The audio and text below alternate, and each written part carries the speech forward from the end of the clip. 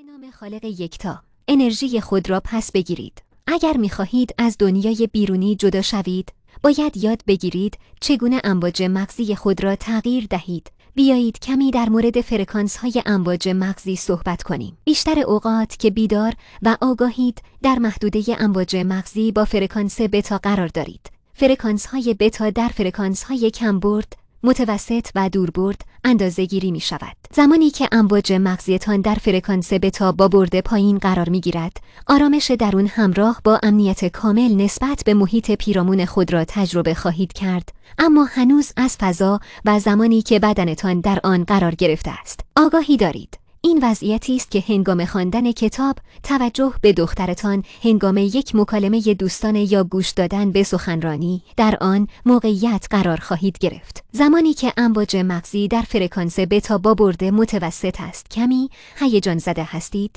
مانند زمانی که در میان گروهی از افراد قرار می‌گیرید و باید برای اولین بار خود را به همه معرفی کنید و نام همه را به خاطر بسپارید. در این حالت شما هوشیارتر هستید، اما استرس بیش از حد یا خارج از حد کنترل در خود حس نمی کنید.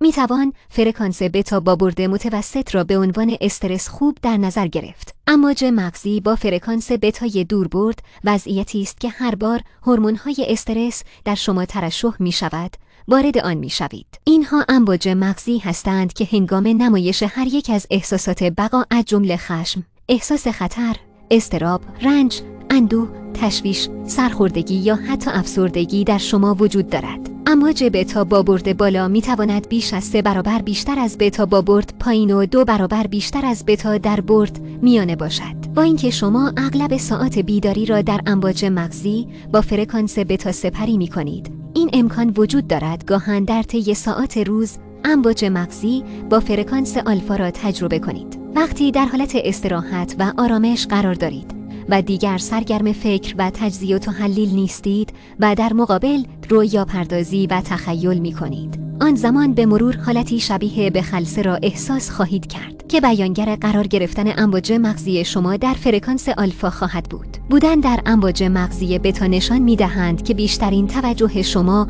به دنیای بیرونیتان است. امواج مغزی آلفا نشان دهنده آن است که شما بیشترین توجه خود را به دنیای درونیتان معطوف کرده اید. حال هنگامی که ذهنتان هنوز بیدار است، اما بدنتان به خواب رفته است، که به این حالت گرگومیش امواج مغزی گویند و امواج مغزی در فرکانس تتا سات خواهند شد. این فرکانس در حالت مراقبه عمیق نیز خود را نشان می دهد. امواج مغزی با فرکانس دلتا معمولاً هنگام خواب عمیق و ترمیمی به وجود می آید.